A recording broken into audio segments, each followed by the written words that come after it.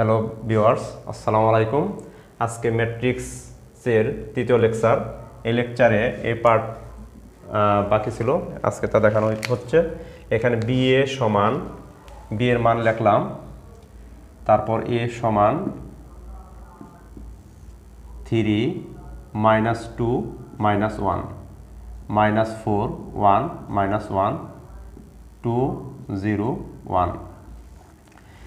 এখানে একটা বিষয় খেয়াল রাখতে হবে আমাদের, যে যে অক্ষরটা আগে থাকবে তার মান আগে বসাইতে হবে। নর্মালি আমরা জানি 3 গুণন 2 সমান 6, 2 গুণন 3 সমান 6, বাট এই ম্যাট্রিক্সের ক্ষেত্রে মান ভিন্ন আসতে পারে।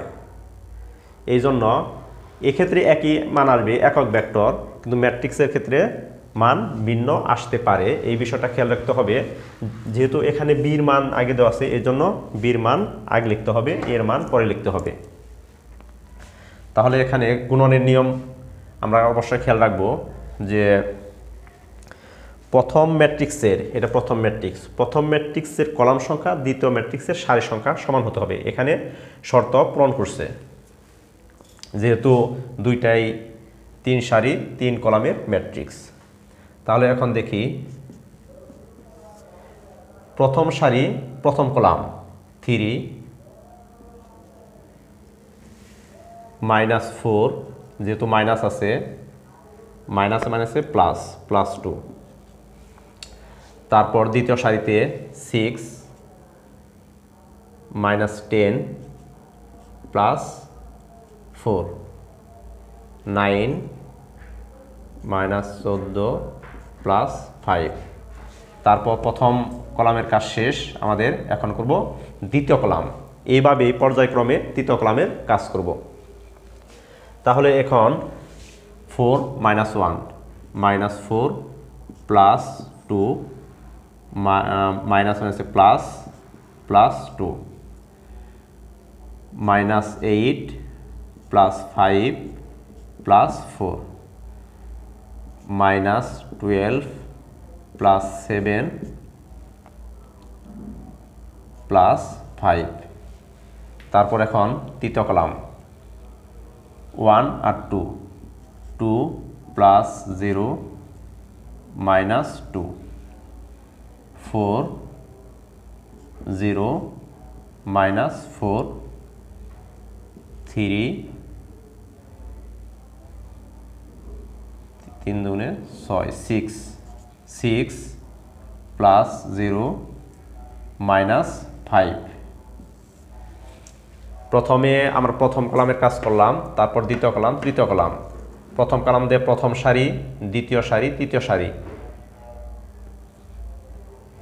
একই নিয়মে 3টা দাগ করা হয়েছে। এখানে প্রথম সারির প্রথম কলাম, প্রথম সারির প্রথম উপাদান, প্রথম কলামের প্রথম উপাদান, প্রথম সারির দ্বিতীয় উপাদান, প্রথম কলামের দ্বিতীয় উপাদান, প্রথম সারির তৃতীয় উপাদান, প্রথম সারির প্রথম কলামের তৃতীয় উপাদান।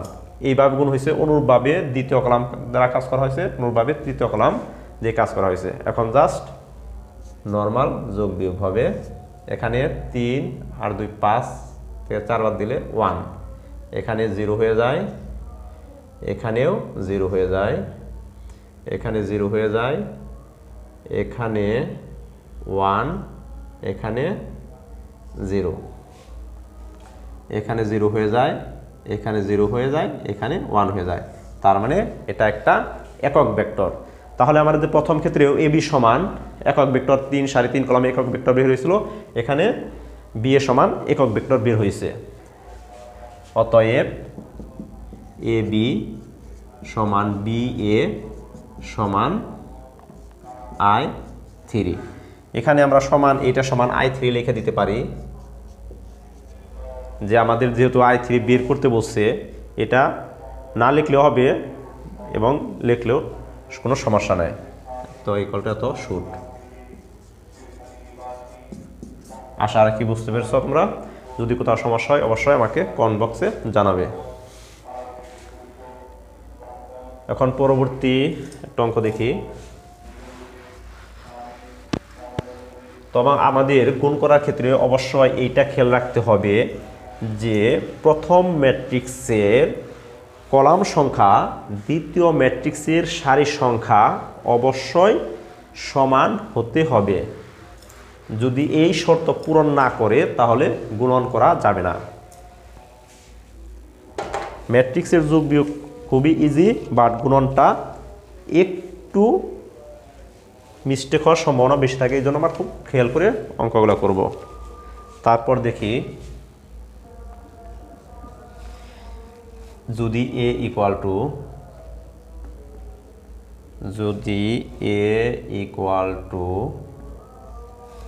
3 5 2 -1 2 -1 এত হয়, তবে a square minus 5a plus 6, এটা i একক ভেক্টর, এটা 61 মনে করা যাবে না, 61 মনে করা যাবে না, এটা 6i নির্ণয় করো,